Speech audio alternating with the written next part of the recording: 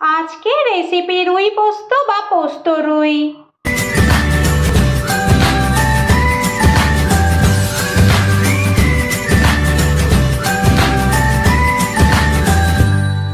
নমস্কার বন্ধুরা, অপরাজিতাস কিচেনে আপনাদের সবাইকে স্বাগত। আশা করি আপনারা সবাই ভালো আছেন।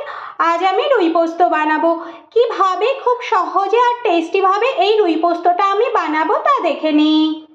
রুই পোস্ত বানানোর জন্য আমি এখানে কতগুলো রুই মাছের পিস নিয়ে নিয়েছি। এই রুই মাছগুলোকে আমি ভালো করে ধুয়ে নিয়েছি জলে। এবার এর মধ্যে আমি অল্প একটু লবণ দিয়ে দিলাম।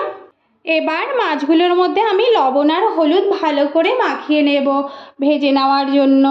আমি এখানে লবণ হলুদটা সুন্দর করে মাখিয়ে নিচ্ছি মাছের মধ্যে। মাছের মধ্যে আমি লবণ হলুদটা ভালো করে মাখিয়ে নিয়েছি। এবার এখানে আমি একটা কড়াই বসিয়ে গরম করে নিয়েছি। এই গরম কড়ার মধ্যে আমি কিন্তু পরিমাণ মতো তেল দিয়ে দিচ্ছি মাছগুলো ভেজে নেওয়ার জন্য। এখানে মাছটা আমি সাদা তেলে ভেজে নেব বলে সাদা তেল দিয়েছি। আপনারা চাইলে সর্ষের তেলও ব্যবহার করতে পারেন। তেলটা গরম হয়ে গেছে, এবার আমি এর মধ্যে মাছটা দিয়ে দিলাম। তেলটা ভালো করে গরম হলেই কিন্তু মাছগুলো দিতে হবে, তা না হলে কিন্তু মাছগুলো কড়াইতে লেগে যাবে। একটা সাইড ভাজা হয়ে গেলে আমি অপর সাইডটা উল্টে দেব।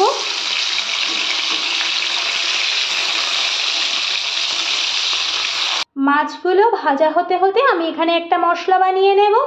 মশলার মধ্যে আমি এখানে নিয়েছি হাফ চামচ গোটা জিরে, 3 চামচ পোস্ত, 2টো কাঁচা লঙ্কা আর হাফ ইঞ্চি আদা। আদাগুলোকে আমি একটু ছোট ছোট টুকরো করে পিস করে নিয়েছি।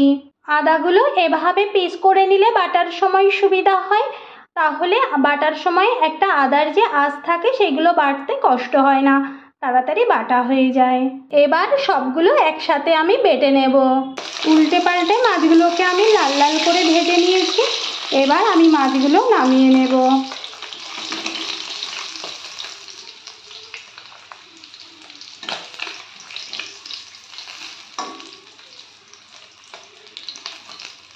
এবার ওই মাছ ভাজা তেলের মধ্যেই আমি পরিমাণ মতো একটু সর্ষের তেল দিয়ে দিলাম। এবার ওই তেলের মধ্যে আমি হাফ চামচ গোটা জিরে ফোড়ন দিয়ে দিলাম। 2টো কাঁচা লঙ্কাকে দিয়ে দিলাম। কাঁচা লঙ্কাগুলো আমি কিন্তু একটু কেটে নিয়েছি মাঝখান থেকে। এবার বেটে রাখা পোস্তগুলো দিয়ে দিলাম।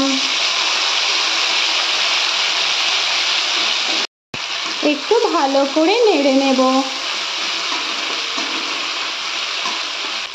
এই বাটিটা ধুয়ে আমি অল্প একটু জল দিয়ে দেব। একটু ভালো করে নেড়ে কষে নেব। মশলাগুলো থেকে তেল ছেড়ে দিলে তারপর টমেটোগুলো দিয়ে দেব। গ্যাসের ফ্লেম আমি মিডিয়াম টু হাইতে রেখে কিন্তু মশলাগুলো কষে নিচ্ছি। মশলাগুলো কিন্তু আমার কষে নেওয়া হয়ে গেছে, মশলাগুলো থেকে তেল ছেড়ে দিয়েছে। এবার এর মধ্যে আমি টমেটো কুচিগুলো দিয়ে দেব। এখানে আমি মিডিয়াম সাইজের একটা টমেটোকে কুচি করে নিয়েছিলাম, সেটা দিয়ে দিয়েছি। গ্যাসের ফ্লেমটা কিন্তু আমি একেবারে লো করে দিয়েছি। এবার এর মধ্যে আমি পরিমাণ মতো লবণ দিয়ে দেব আর পরিমাণ মতো হলুদ দিয়ে দেব। একটু ভালো করে এগুলো নেড়ে নেব। লবণ আর হলুদ দিয়ে একটু টমেটোগুলো বেশ নরম হয়ে আসা পর্যন্ত একটু ভেজে নেব। টমেটোগুলো আমার প্রায় সিদ্ধ হয়ে এসেছে। এবার আমি এর মধ্যে পরিমাণ মতো জল দিয়ে দেব। এখানে আমি প্রায় 1.5 বাটি মতো জল দিয়েছি, আপনারা আপনাদের পরিমাণ মতো দেবেন। এবার আমি এটা ঢেকে দিয়ে 5 মিনিটের জন্য ফুটিয়ে নেব। গ্যাসের ফ্লেম আমি মিডিয়াম টু হাইতে রাখবো। 5 মিনিট পর দেখে নেব কেমন হয়েছে। গ্রেভির কালারটা আনার জন্য আমি এখানে হাফ চামচ কাশ্মীরি লাল লঙ্কার গুঁড়ো দিলাম। আপনারা এটা চাইলে স্কিপও করতে পারেন, আবার দিতেও পারেন। এটা 5 মিনিট ফুটে গেছে। এবার আমি এর মধ্যে ভেজে রাখা মাছগুলো সব দিয়ে দিলাম। একটু নেড়ে নেব। মাছগুলোকে সুন্দর করে একটু গ্রেভির মধ্যে এভাবে দিয়ে দেব। উল্টে উল্টে একটু নেড়ে দেব।